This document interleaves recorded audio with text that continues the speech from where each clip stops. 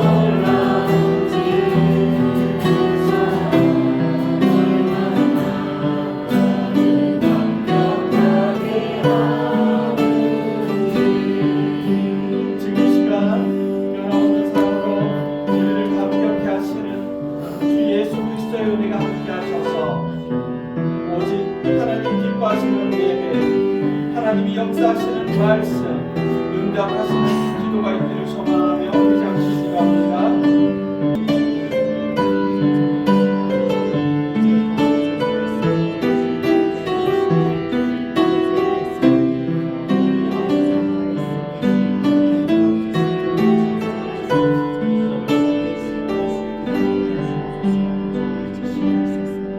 사랑과 은혜가 끝이 없으신 아버지 하나님 감사합니다.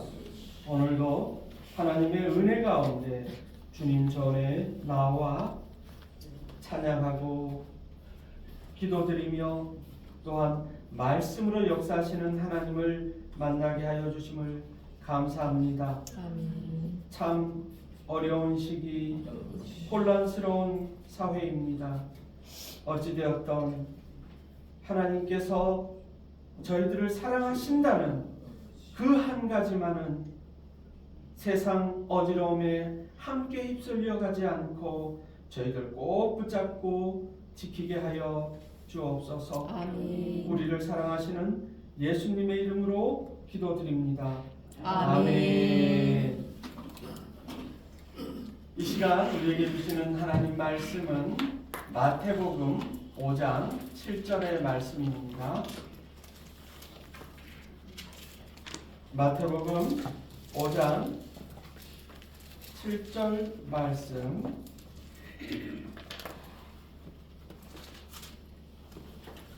앞에 있는 화면을 참고하셔서 우리 한 목소리로 읽겠습니다. 이는 하나님의 말씀입니다. 긍휼히 여기는 자는 복이 있나니 그들이 긍휼히 여김을 받을 것이며. 아멘. 예수님께서 산상수훈의 이 말씀을 하실 당시에는 고대 로마가 아주 강력한 정치력을 행사할 때였습니다. 무슨 말인가 하니 로마의 통치자가 한마디 하면 그것이 곧 법이다 하던 시대였습니다. 우리도 권세가나 세도가들이 하늘에 나는 새 보고도 멈춰라 하면 공중에 나는 새도 떨어뜨린다라고 말할 정도로 그 위세가 대단한 그런 시대였습니다. 로마는 철학이 발달한 나라입니다만 힘을 바탕으로 한 철학을 근거로 하고 있습니다. 그러니까 가난하고 병들고 힘이 없고 배운 게 없으면 철학이 존재하지 않는 사람이고, 다시 말해서 무력과 아주 그냥 용기 이런 것들을 존중하고 반대로 긍휼히 여기거나 자비를 베풀거나 불쌍한 사람들을 가볍게 여기는 이런 마음이나 철학 사상은 하찮게 여기던 그런 시대였습니다. 그 당시에 로마의 철인들이라고 불리는 정치가나 권력가나 왕들은 이런 이야기를 했습니다. 긍휼이나 자비 같은 것은 뭐다? 영혼의 질병이다. 영혼의 질병이다라고 이야기를 했습니다. 공산주의 국가에서는, 특히 중국 같은 경우에서는 예수님을 믿는 우린 기독교의 사상을 인민의 아편이라고까지 비하하고 멸시하는 것이 현실입니다. 그도 그럴 것이 당시 로마만 하더라도 노예는 어떻습니까? 주인에 의해서 무참히 살해됐습니다. 주인이 심심하면 그냥 죽이는 겁니다. 사람을 죽이고 그 사람이 고통받고 괴로워하는 것이 우리가 TV로 야구 경기를 보고 동물원에 가서 뭐 사자나 호랑이를 보듯이 구경거리였고 재미거리였습니다. 특별히 지금은 시대가 많이 좋아졌습니다만 특히 우리 기독교 사상에서는 여인들에게 남편에게 순종할 것을 말씀하지만 남편 역시 동등하게 아내를 대우하라고 말씀을 하시는데요. 당시 로마에서 여인과 아이들의 인권은 철저하게 무시되고 놀이되었습니다. 예를 들어서 이런 경우도 있었습니다. 어떤 아버지가 있었는데 정말 아들을 낳기를 원했습니다. 그런데 부인이 딸을 낳으면 그 아버지가 어떻게 합니까? 갓 태어난 아기를 죽여도 괜찮은 정도가 아니라 딸이기 때문에 내가 죽였다 이러고 자랑하고 돌아다닙니다. 동네방네 큰 소리 치고 다니면 이야 참 기계 있네. 쓸모없는 여자를 대단하다. 그게 오늘날도 특히 이슬람 국가에서는 명예로운 살인이라고 해서 여인들에게 여전히 함부로 하고 있습니다. 그런 시대 상황에서 막 열의 일곱 여덟은 다 그런 시대에서 예수님께서는 이런 사회와 시대를 배경으로 해서 긍휼의 덕을 말씀하고 계시는 것입니다. 긍휼이 영혼의 질병이라고 하는 이 사회 속에서 긍휼은 영혼의 축복이며 영혼의 건강이라고 선포하고 계신 것입니다. 긍휼한 마음, 긍휼히 여기는 마음을 사람이 비리비리 나약함을 상징하는 것으로 받아들이는 그 사람들에게 백성들 힘없고 소외되고 병들고 가난한 백성들에게 영웅과 같으신 예수님, 하나님의 아들이시고 구세주이신 예수님이 말씀은 진짜 참된 강함을 말씀하고 계시는 것입니다. 우리가 오늘 본문에 나타난 이 긍휼을 어떤 감상적으로 에휴 저 사람 마음이 물로 빠져갖고 열려 터져서 그렇다라고 이야기해서는 안 되는 것입니다. 의에 졸고 목마른 자는 어떻게 될 것인가라는 축복에 대해서 교훈을 하고 계시는 것이고 그 다음에 긍휼을 말씀하시는 것이지요. 의가 없는 긍휼은 감성적인 자선에 지나지 않고 다시 한번 의가 없는 긍휼은 감성적인 자선에 지나지 않고 긍휼이 없는 의는 냉혹한 기계적 정의에 불과합니다. 참 어려운 말이죠. 신학교 4학년, 4년, 신대원 3년을 다녀도 이런 내용은 가르쳐 주지도 않고 배울 기회도 없습니다. 그만큼 여러분들이 수준이 되시기 때문에 말씀을 드리는 겁니다. 아무리 다른 사람을 불쌍하다, 아이고 딱해라, 우유우유 해줘도 하나님의 마음이 없으면 그냥 그거는 자선행위라는 겁니다. 착한 사람이 선심 쓰는 거다. 그 얘기고 반대로 긍휼이 없는 의인은 너 잘못했어. 어떤 아주머니가 뉴스에도 나왔죠. 암 투병하는 아들 고기 한번 먹여보겠다고 마트에서 그것도 국산 한우도 아닐 텐데 소고기하고 뭐 돼지고기하고 해서 5만 원도 안 되는 거 훔쳤다고 잡아가지고 경찰이 어디서 감히 도둑질을 하냐고 당신은 100배 보상하고 징역 몇 년 살아야 돼. 가 아니라 아유 아주머니 딱하시군요.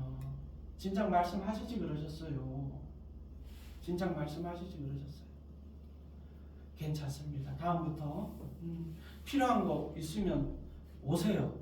그리고 돈은 나중에 생기면 그때 갚으시면 됩니다. 하고 돌려보내는 거라. 아무리 의롭다 바르다 해도 긍휼이 없으면 이거는 냉혹한 기계하고 다를 바 없다라는 말씀을 하고 있는 것입니다. 아멘. 우리 하나님 입장에서 하나님이 만일 의만 없고 긍휼하심이 없다면 저부터 지금 살아 숨 쉴 수 있겠습니까? 하나님이 의만 추구하고 죄는 그대로 처벌하시는 하나님이시. 아마 우리는 오래전에 심판받아서 다 멸망받았을 겁니다. 반대로 하나님께서 긍휼은 있는데 의가 없다면 여전히 교회 다니면서 죄 짓고 타락하고 못된 짓 하고 그렇게 되지 않겠습니까?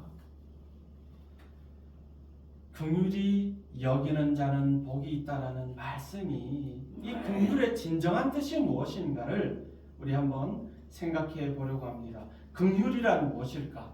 우리가 노래도 많이 부르고 찬양도 많이 하고 이 본문 산상수훈을 한두 번 읽어보았습니까?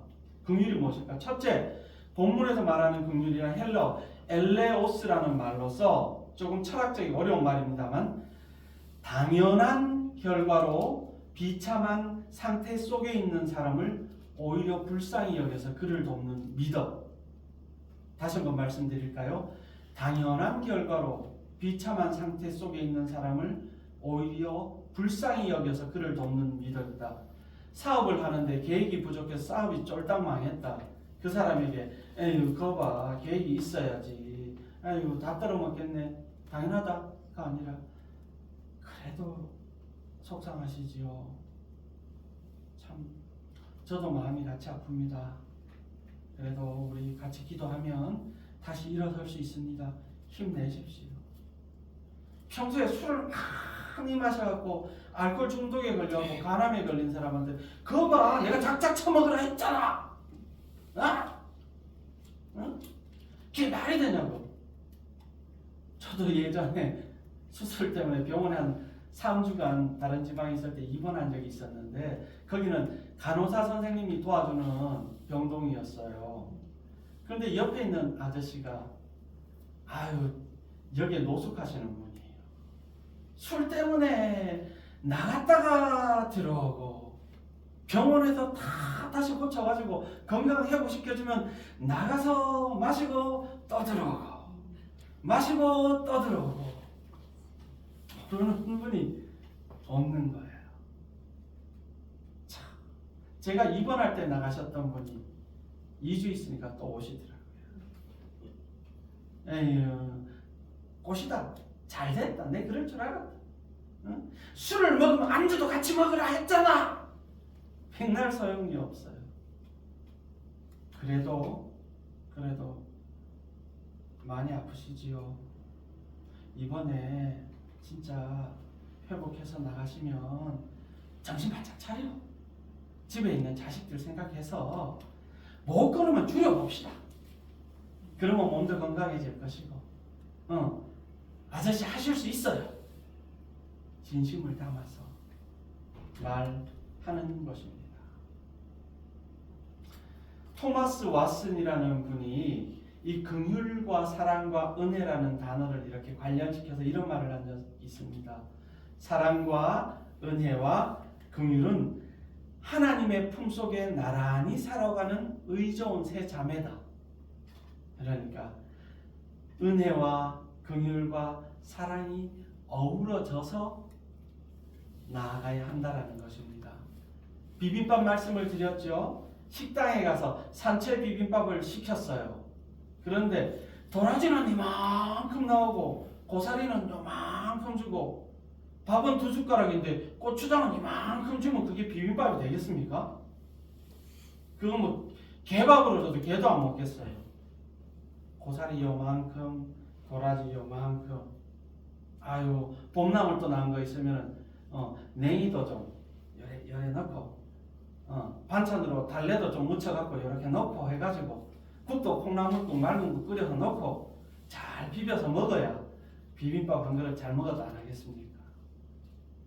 사랑과 은혜와 긍휼은 함께 이것이 바로 성경이 말하는 아가페적 사랑입니다. 아멘. 우리를 사랑하시는 그 예수님 이 마음이 바로 그렇게 고통스러우면서도 십자가의 길을 걸어가시는 그 예수님이 우리를 향하신 사랑입니다. 은혜라는 단어가 있지 않습니까?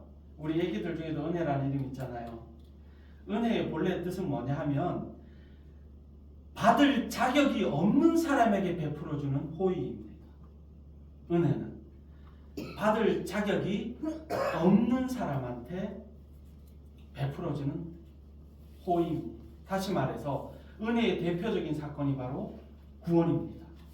예수님이 우리를 구원해 주신 사건이 하나님의 은혜입니다. 왜? 아멘. 우리는 구원받을 자격이 없어요. 우리를 창조하신 하나님을 어째 죽일까? 어떻게 괴롭히고 어떻게 모욕하고 어떻게 침뱉을까? 그 고민하고 자격이 없지만 하나님이 은혜를 베풀어 주신 것을 잊으면 안 됩니다. 아멘. 그리고 두 번째 우리가 긍휼은 우리 주님의 성품입니다. 그러니까 우리 주님을 닮아가기 위해서 이 긍휼을 꼭 배워야 합니다. 예수님을 닮아라 하는 것은 예수님처럼 이렇게 뭐 우리가 생각하는 그 모습으로 긴 원피스 입고 머리카락 기르고 막 행색이 남루하고 그러라는 뜻이 아니라 주님의 귀하신 성품. 그래서 에베소서 2장 4절 함께 읽어봅니다. 시작. 긍휼이 풍성하신 하나님이 우리를 사랑하신 그 큰 사랑을 인하여. 우리 하나님이 긍휼이 풍성하신 분이에요. 아멘. 우리 아버지가 김시성을 쓰시면 제가 김가인 것처럼 아버지가 긍휼이 풍성하시기 때문에 우리는 풍성은 고사하고라도 요만큼이라도 긍휼이 있어야 아버지 아들인 것입니다. 시편 86편 15절 말씀 함께 읽어볼까요? 시작. 그러나 주여 주는 긍휼히 여기시며 은혜를 베푸시며 노하기를 도리하시며 인자와 진실이 풍성하신 하나님이시오니. 아멘. 우리 하나님이 이런 하나님이라는 거예요. 아멘. 남 얘기를 하는 게 아니고 옆집 아저씨 얘기를 아니고 건너마을 이장님 얘기를 하는 게 우리 아버지가 이런 분이다라고 말씀하는 겁니다. 아멘. 시편 145편 9절은 여호와께서는 모든 것을 어떻게 해요? 선대하시며 그 지으신 모든 것에 무엇을?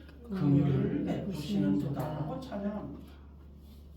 이 하나님의 긍휼이 제일 잘 나타난 것이 바로 이 십자가라고 말씀드릴 수 있습니다. 아멘. 우리 주님의 기도 속에는 이 긍휼이 가득한 하나님의 음성을 들을 수 있습니다. 그 대목이 바로 누가복음 23장 34절 말씀 보면 이에 예수께서 이르시되 아버지 저들을 사하여 주옵소서 자기들이 하는 것을 알지 못함이니이다 하시더라.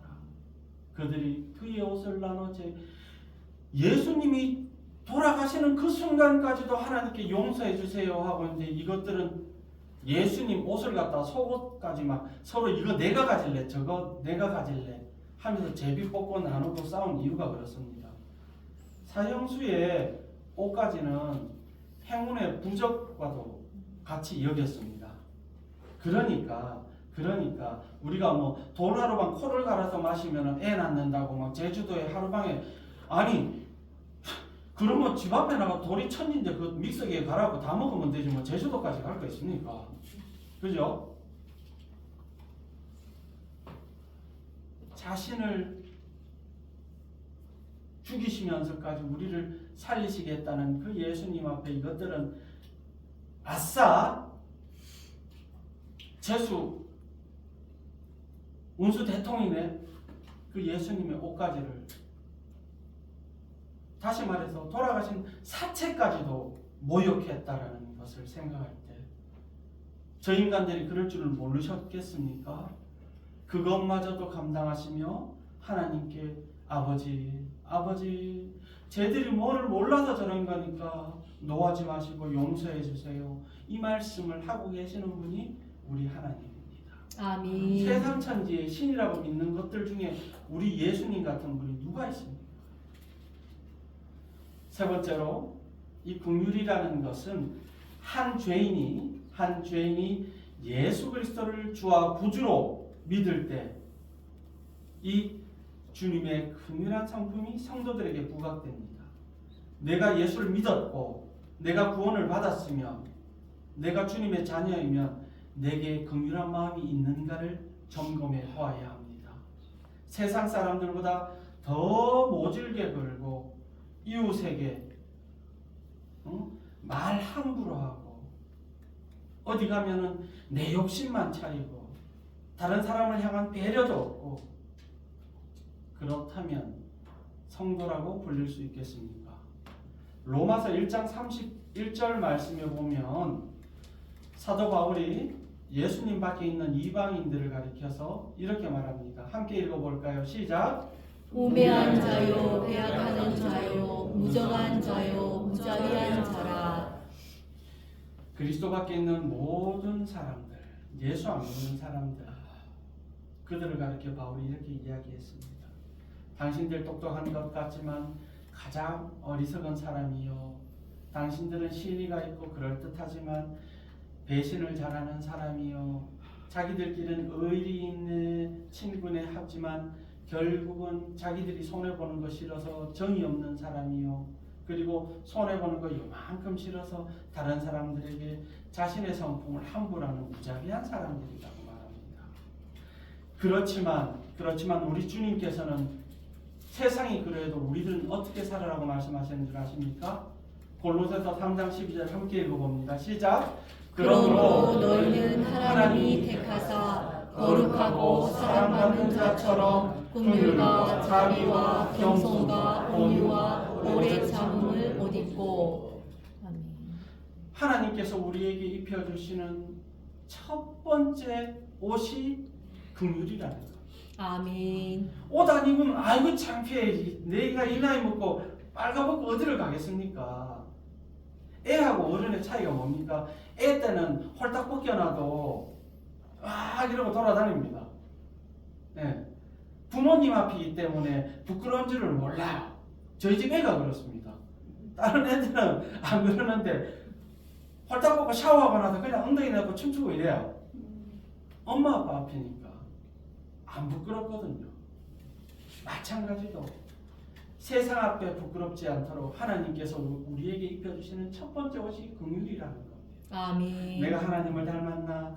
쉽게 내가 예수 잘 믿고 있나 생각해 볼 때 나 말고 다른 사람들을 긍휼히 대하는 그걸로 확인해 볼 수 있습니다. 네 번째, 긍휼은 우리 성도들이 완성해야 할 인격적인 또 덕목이기도 합니다. 예수 믿는 사람이 세상에서 가장 모질고 못되게 굴면서 하나님 사랑합니다면 하나님이 도대체 뭐라고 말씀하시겠습니까? 나는 너를 모른다.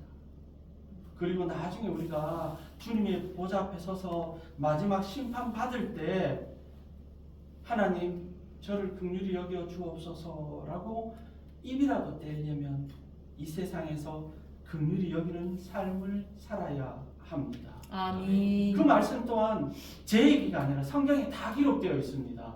함께 읽어볼까요? 시작. 그러므로 우리는 긍휼하심을 받고 때를 따라 돕는 은혜를 얻기 위하여 은혜의 보좌 앞에 담대히 나아갈 것이니라. 아멘. 은혜는 뭔지 말씀드렸죠. 자격 없는 우리를 긍휼히 여겨주시는 게 은혜라 그랬습니다.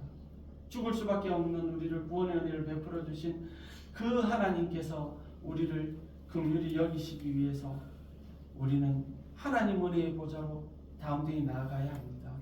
이 말씀이 뭐냐면 하나님 말씀 따라 살겠습니다라는 결단이고 실천이라는 것입니다. 아멘.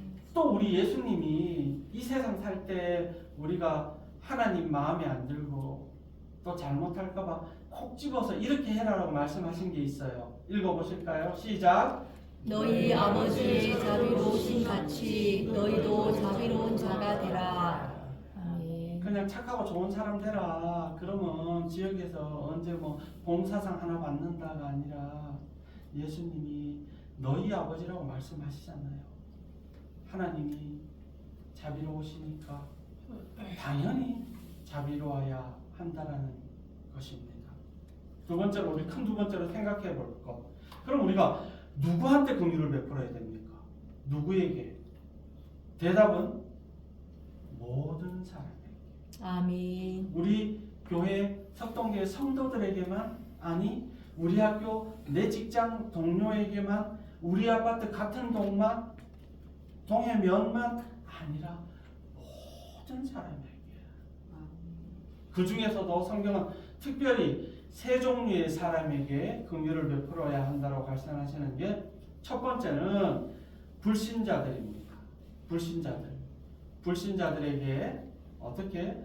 불신자들에게 긍휼을 베풀지 않으면 그들에게 구원의 문으로 또 인도하기가 참 쉽지가 않습니다.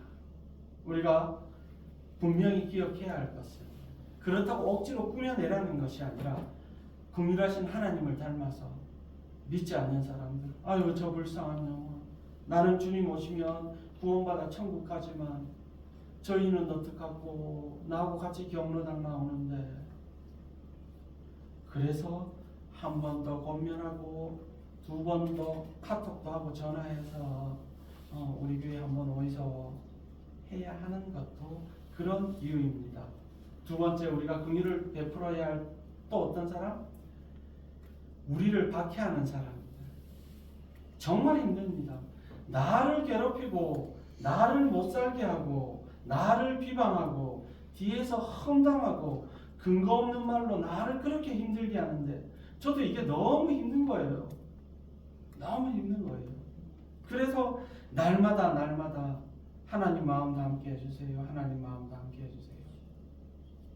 하나님 마음 닮아서 진짜 세상에 하나님이 아닌 것들을 쫓아서 세상의 말처럼 악하고 보복하고 잘못되기를 바라고 저주하고 당장 아프기를 바라고 죽었으면 좋겠고가 아니라 하나님이 저를 보셨던 그 긍휼의 눈을 제게도 주세요. 그래서 저를 욕하고 비방하는 사람들에게 그 마음을 베풀게 해주세요 라고 기도를 할 수밖에 없고 영원히 해야 될 것 같습니다. 이 대표적인 인물이 스데반 집사입니다. 자신을 돌로 아무 죄도 없고 살아계신 하나님의 아들 예수 그리스도를 증거하고 그분이 구주이시고 그분만이 구원이라고 말하는데 어떻게 사람들이 눈이 막 전부 다 뒤집혀가지고 돌로 쳐 죽이는 그 와중에서도 아버지여 저희들이 하는 것을 모르니 용서해 주옵소서. 바로 우리 예수님이 하셨던 그 말씀처럼 스데반도 그렇게 고백할 수 있었던 것입니다. 우리는 또 이 긍휼을 특별히 약한 사람들에게 베풀어야 합니다. 나보다 조금 약하고 나보다 조금 못하는 사람들에게 어떻게 해요? 고개 빳빳이 들 것이 아니라 그분들의 굽은 어깨를 굽은 허리를 펼 수 있도록 우리 믿는 이들이 밑에서 받쳐 올려야 합니다. 그게 우리가 낮아지는 것이 아니라 주님이 높아지시지 않습니다. 아멘. 나보다 남을 낮게 여기고 모든 사람을 죽게 하듯 민수기 12장 이 말씀은 무슨 소리냐면 모세의 누나가 미리암이지 않습니까? 미리암인데 모세가 철을 얻었는데 지역적으로 모세 아내는 흑인입니다. 저기 흑인이에요. 그러니까 누나가 화가 났어요. 형 아론도 못마땅해요. 어디서 올케라고 하나 왔는데 저런 시커먼 걸 데리고 와가지고 그랬더니 어떻게 됐습니까? 미리암이 한 새벽 문둥병에 걸렸어요. 그 상황에서 모세가 하나님께 부르짖어 기도합니다. 하나님 우리 누나 용서해 주세요. 고쳐주세요. 이 이야기를 하고 있는 것이지요. 사울에게 긍휼을 베풀었던 다윗도 그렇게 얼마나 이가 갈리도록 쫓아다니고 못 죽여서 아니 장인이거든요. 언제는 이뻐라 아이고 내 사이 어이구 하다 백성들이 다윗을 좋아하니까 그만 막 심술이 막 배밖에 나가고 어떻게 죽일까 동네 소문날까 싶어서 어떻게 죽여야 잘 죽였을까 쫓아다니 그들을 생각할 때 우리가 긍휼히 여겨야 될 대상은 세상의 모든 사람이고 특별히 약한 사람 그리고 특별히 내게 원수처럼 대하는 이들을 더 긍휼히 여겨야 할 것입니다. 그렇다면 긍휼히 여기면 어떤 보상이 주어집니까? 성경은 우리가 읽은 본문에 긍휼히 여기는 자가 긍휼히 여김을 받는다 했습니다. 그러니까 하나님께 사랑받고 싶으면 하나님은 무엇을 기준으로 내가 세상 모든 사람을 어떻게 대했는가를 보시고 거기에 따라 하나님이 우리를 평가하신다라는 사실을 잊지 말아야 합니다. 아멘. 예배 잘 드려야죠. 우리가 교회 열심히 섬겨야 되죠. 하지만 그걸로 하나님이 평가를 하시는 게 아니라 세상 모든 이들, 특별히 믿지 않는 이들, 그래서 전도도 하고 선교도 하는 겁니다. 긍휼히 여기는 자가 받는 첫 번째 복은 긍휼을 베풀면 자기에게 유익이 됩니다. 디모데전서 1장 2절에 이런 말씀이 있어요. 함께 읽어볼까요? 시작! 믿음 안에서 참 아들 된 디모데에게 편지하노니 하나님 아버지와 그리스도 예수 우리 주께로부터 은혜와 긍휼과 평강이 내게 있을지어다. 아멘. 사도 바울은 이 순서를 절대로 안 바꿨어요. 다른 편지에도 문안을 이렇게 하는데 첫 번째가 은혜, 두 번째가 긍휼, 세 번째가 평강. 바울이 축복하는 말은 이 순서가 바뀌지 않거든요. 은혜는 무엇이다? 자격 없는 우리에게 베풀어 주시는 하나님의 긍휼이 은혜라고 이야기했고, 두 번째가 긍휼. 그 하나님이 은혜로 자비로우시고 긍휼하심을 따라 우리가 긍휼을 베풀면 뭐가 따라와요? 평강이 온다는 거예요. 은혜 받은 우리가 하나님의 긍휼하심을 쫓아 긍휼을 베풀면 우리가 평강해진다. 아멘. 이 말씀을 하고 있는 겁니다. 아멘. 잠언 11장 17절에 보면은 인자한 자는 자기의 영혼을 이롭게 하고 잔인한 자는 자기의 몸을 해롭게 하느니라고 말씀하고 있습니다. 그리고 또 유명한 말씀이 있어요. 잠언 19장 11절에 보면 노하기를 더디하는 것이 사람의 슬기요 허물을 용서하는 것이 자기의 영광이다. 에이 나는 그래 에이씨 그래 내가 손해보고 말지 대수롭지 않게 생각하고 용서해 주었더니 하나님이 우리에게 영광으로 돌려주신다라는 겁니다. 이게 바로 긍휼이 가져다주는 복입니다. 두 번째로 긍휼이 우리에게 어떤 유익을 주느냐? 이웃과의 관계를 좋게 만듭니다. 절에 댕기는 아주머니도 어때요? 보면 이거 교회 가요 물어본다니까요. 같이 따라 나오면 제일 좋은데 그때까지는 시간이 걸리고. 그래서 저는 이 동네에서 보면은 이제 대충 개 데리고 산책하시는 분은 어느 분 어느 시간대쯤 오는 거고, 새벽에도 그 시간대 제가 집에 안 가고 그분들 개 끌고 올라오실 시간에 맞춰서 가거든요. 집에 가면서 그런 인사 한마디라도 더 하려고. 이 동네 안 사시고 저기 흰개 끌고 오시는 분은 저 밑에서 걸어오시거든요. 운동하시려고. 아주머니가 끌고 올 때도 있고 아저씨가 끌고 오실 때도 있는데 그분들 오실 시간에 맞춰서 있다가 나가면서 잘생겼네 한마디 하고, 잘생긴지는 모르겠어요. 개가 다 잘 몰라 똥개인지 모르겠는데 하여튼 잘생겼다 하면 개를 잘생겼다는데 아저씨가 그렇게 좋아합니다. 얼굴이 막 웃음이 이야 너 참 개같이 생겼구나 하는데 주변이 아주머니도 마찬가지고 긍휼한 마음을 가지고 있으면 이웃에 하다못해 저기 슈퍼에 앉아갖고 터줏대감들 계시잖아요. 항상 뭐 주님 달고 사시는 분들, 어떤 때는 맥주도 있고 어떤 때는 뭐 막걸리도 있는데 그분은 누구라고 이야기는 하겠지만 잔을 들고 목에 넘기시다 하다가 안녕하세요 인사만 놓고 일어나서 인사를 하십니다. 이제는 전에는 이런 약간 떨떠름했는데 지금 아유 목사님 가십니까 이러면서 그 다음에 시간 조금 지나면은 같이 오실 수 있기를 기도하면서 그렇게 하는데, 인사해서 손해볼 거는 참 없고, 그럴 때마다 돌아가신 아버지께 감사한 거는 예수를 일찍 안 믿어서 속은 좀 썩이셨지만 저희 아버지가 인사하는 교육은 잘 시켜주셔서 뼈에 사무치도록 감사합니다. 어디 가서 인사 잘한다고 그러면은 이렇게 인사하는 것도, 이웃들에게 친절을 베푸는 것도 성경적인 관점에서 보면 이렇게 해석할 수 있어요. 함께 읽어볼까요? 시작.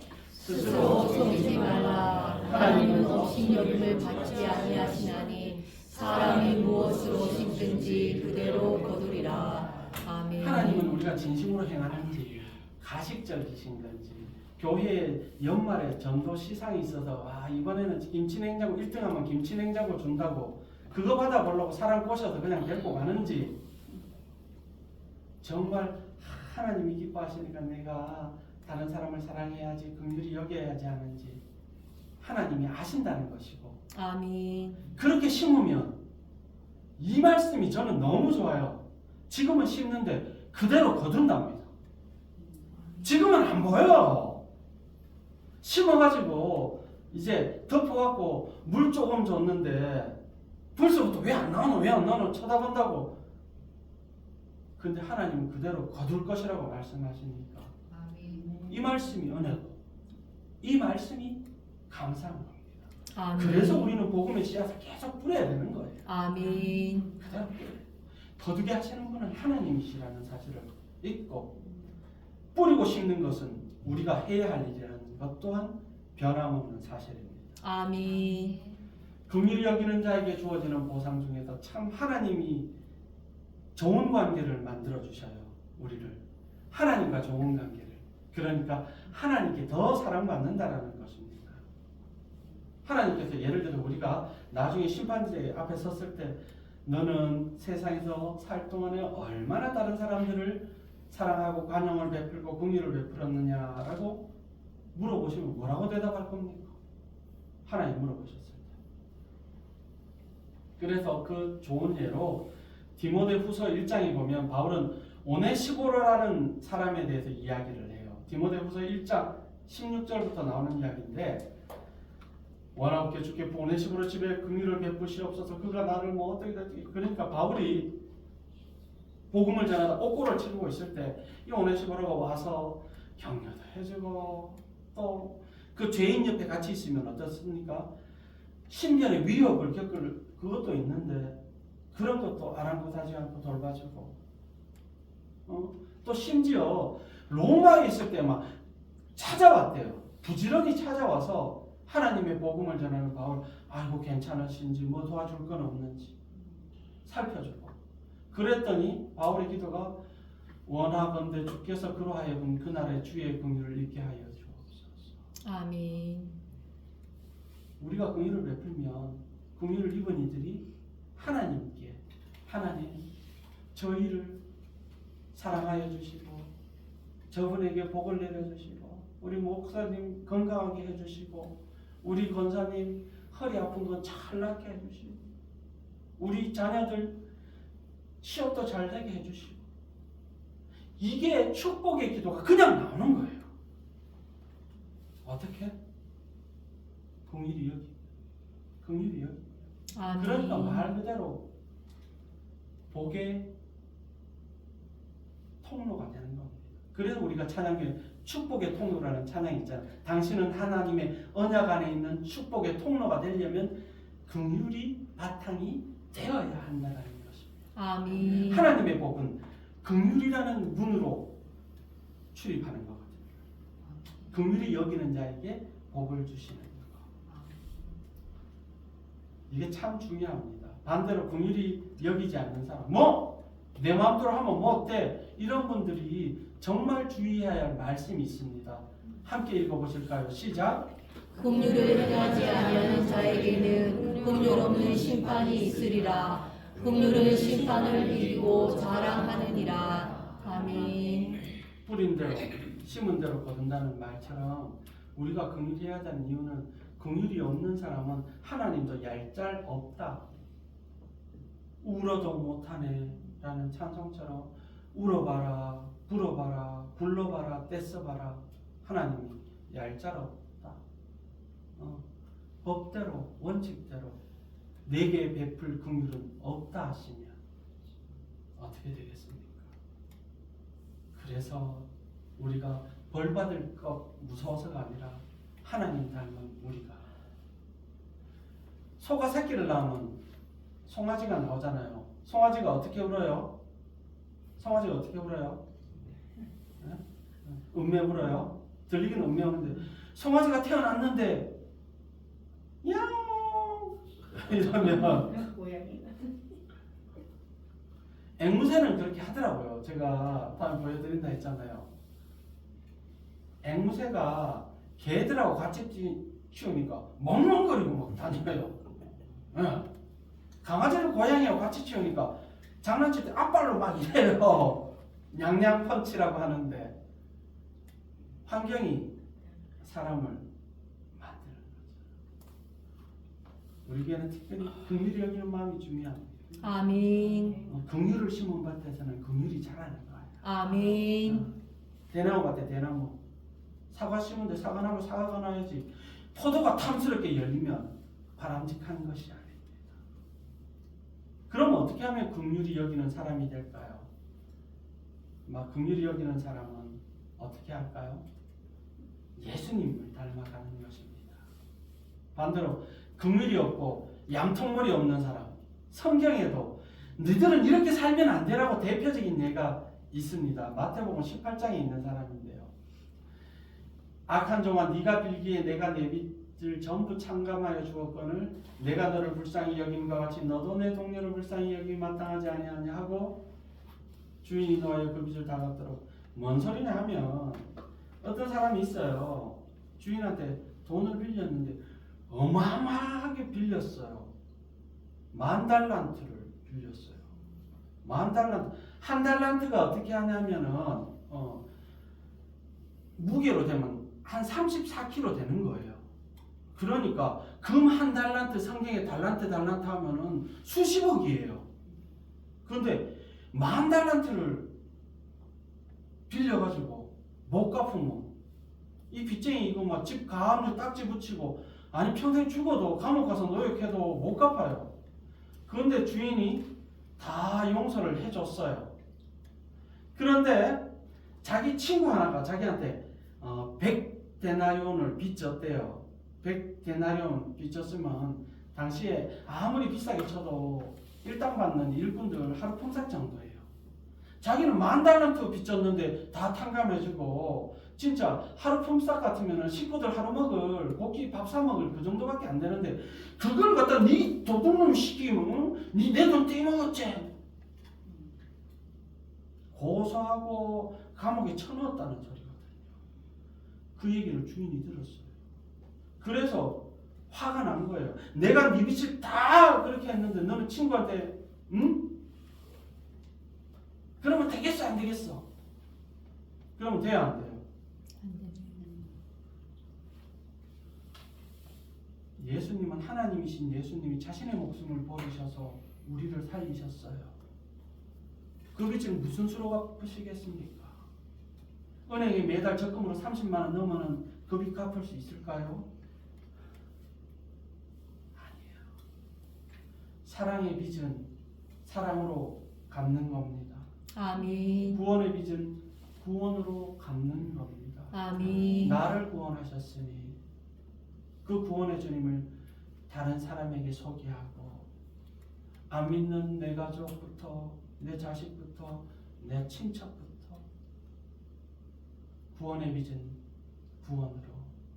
그래도 다 갚을 수 없지만 우리가 복음을 전하고 하나님을 찬양하는 것은 하나님의 은혜가 너무 감사해서 몸둘 바를 몰라서 어찌하면 좋을지 몰라서 지금도 우리를 긍휼히 여기시는 하나님께 감사함으로 그 빚을 갚아 나아가야 합니다. 아멘. 긍휼이라는 것은 결코 억지로 요구해서 얻을 수 있는 게 아닙니다. 그래서 타고난 성품이 참 중요하기도 합니다. 원래 보면은 동네도 참 착한 언니 하나쯤은 있잖아요. 고마운 형은 한 명쯤 있어요. 진짜 착하고 말 잘 듣는 동생도 하나쯤 있고 그런 사람들처럼 특별히 믿지 않는 이들에게 좋은 사람으로 그리스도의 향기를 바람으로 그분들을 주님께로 이끌 수 있도록 구원의 빚은 구원으로 갚을 수 있도록 오늘도 소금과 빛의 역할을 다하는 긍휼히 여기는 받을 만한 자격이 있는 사랑하는 동해석동교회 모든 분들 되시기를 주님의 이름으로 축원드립니다. 아멘. 사랑과 은혜가 끝이 없으신 하나님 아버지 긍휼의 위대한 축복을 우리에게 말씀하여 주시고 일깨워 주시고 도전받게 하심을 감사합니다. 아멘. 주님, 우리가 갚을 수 없는 사랑의 빚을 주님께 졌음을 인정하고 고백합니다. 그리하여 우리도 주위에 우리에게 빚진 사람을 관용할 수 있는 이 긍휼히 여기는 미덕을, 이 속성을, 이 인격을 우리 속에 허락하여 주옵소서. 아멘. 예수님의 이름으로 기도드립니다. 아멘. 찬송가 214장입니다.